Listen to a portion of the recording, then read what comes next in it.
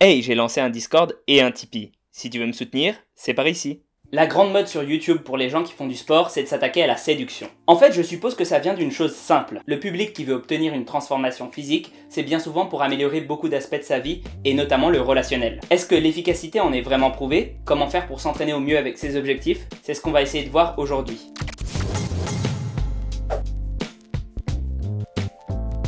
Alors tout d'abord, la question la plus importante, quel est le corps idéal selon les standards actuels? Parce que oui, ça change avec le temps, la culture, etc. Selon toute vraisemblance, pour les femmes en tout cas, un corps d'homme musclé mais pas trop, ce serait ça le plus attractif. Pour te donner un exemple, voici ce qu'elles ont jugé être le mieux. Cependant, l'étude ne s'arrête pas là. En effet, elle considère que l'homme le plus gras serait le plus fidèle, et donc par conséquent, les deux hommes les plus musclés, forcément, le seraient moins. Pour résumer, autant pour un coup d'un soir, un homme plus musclé aurait l'avantage, autant pour une relation plus longue, tout le monde a des chances à peu près égales. De plus, de façon générale, on surévalue beaucoup l'importance du physique, car une autre étude démontre qu'en montrant des modèles plus musclés après des normaux, on n'a pas de différence de plaisir ressenti, voire même de différences positives de façon générale. Du côté des garçons, c'est un peu différent, les hommes semblent accorder plus d'importance au physique, mais surtout préférer un corps plus fin aux alentours de 19 de BMI. D'ailleurs, peu importe le niveau de musculature. On est presque en sous-poids du point de vue santé, et cela correspondrait en fait au BMI moyen d'une jeune femme entre 17 et 20 ans. Donc ça s'explique du point de vue évolutif, parce que c'est là où on peut plus facilement faire les enfants. Mais bon, admettons qu'on passe outre tout ça. Après tout, tu ne veux probablement pas attirer toutes les femmes ou tous les hommes, et ceux que tu vises font attention à l'aspect esthétique. Soit. Dans ce cas, je vais te donner les parties du corps les plus importantes, celles qu'on regarde en priorité,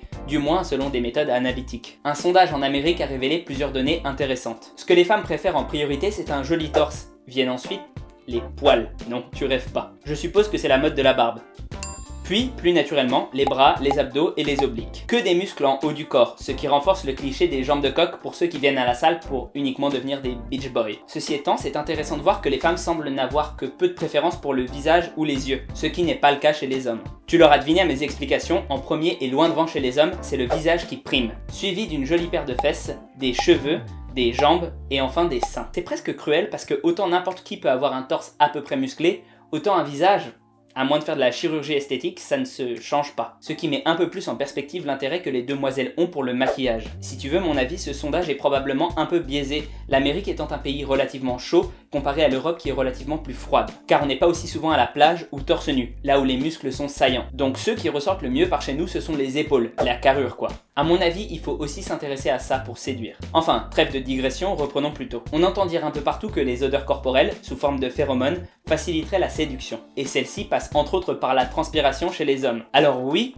mais en fait pas vraiment. Le truc c'est que les phéromones qui auront tendance à provoquer du désir ou de l'excitation chez les femmes passent par la transpiration fraîche. Je sais, c'est bizarre de dire ça comme ça, mais tu auras probablement remarqué que tu ne pues pas tant que tu continues à faire un effort. En revanche, dès que tu arrêtes, au bout de 20 minutes, c'est dégueulasse. Et au mieux, chez une femme qui ovule, tu auras une réaction neutre. Sinon, tu seras considéré comme peu ragoûtant. Tu pourrais te dire, qu'à cela ne tienne, je vais utiliser un parfum de synthèse contenant ces bonnes odeurs. D'accord, mais cela ne fonctionnera qu'assez peu. Et en soirée, la femme que tu voudras séduire ne saura pas d'où provient l'odeur. En d'autres termes, à part si c'est un tête-à-tête, tu risques de faire le travail pour quelqu'un d'autre. Pour les femmes, si vous voulez mettre des parfums sexy, pourquoi pas. Mais sachez que ça a environ 1000 fois moins d'effet sur les hommes que sur vous. Le muscle présent dans ce genre de parfum a en effet tendance à vous exciter. Mais il est souligné dans l'article dont je tire ces informations que ça pourrait avoir un effet favorisant pour la séduction, parce qu'indirectement, en étant plus excité, vous serez peut-être plus sensuel. Bon, et de mon point de vue, en sortant du côté un peu scientifique, je pense que tout ça c'est accessoire. Une femme aura tendance à rechercher un partenaire qui aura avant tout confiance en lui.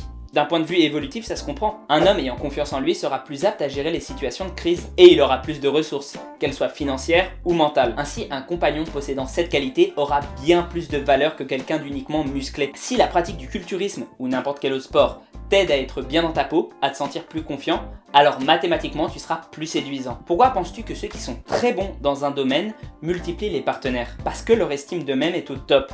Ils osent. C'est pour cette raison que se muscler peut aider, mais que ça n'est pas un facteur déterminant pour moi. Pour les femmes en revanche, c'est différent car les hommes sont très tournés vers l'aspect plastique. Alors tout n'est pas tout noir non plus dans cette affaire. Car comme on l'a vu un peu plus tôt, en mettant votre visage en valeur et en prenant soin un peu de vous, vous arriverez à attirer les regards assez facilement. Et encore une fois, c'est personnel, mais s'il faut attirer l'œil comme je viens de le dire, ça ne veut pas dire pour autant que tout est joué par avance. La conversation déterminera quand même très probablement vos chances d'aller plus loin. Pour vous néanmoins, la partie est plus facile car les hommes ont tendance à être attirés plus facilement. Question d'hormones. Mais le contre-pied, c'est que garder un homme, c'est bien plus difficile que le séduire. Bref, je me suis particulièrement intéressé aujourd'hui aux relations hétérosexuelles. Ne m'en veux pas, je ne connais pas particulièrement les autres types. Je ne suis pas un Dr Love du pauvre, hein. La seule chose que j'expliquais, c'était quelques études scientifiques et mon propre ressenti. Car j'ai toujours trouvé la question intéressante, mais ça ne sont en aucun cas des vérités universelles. Et sur ce, prends soin de toi et à la prochaine.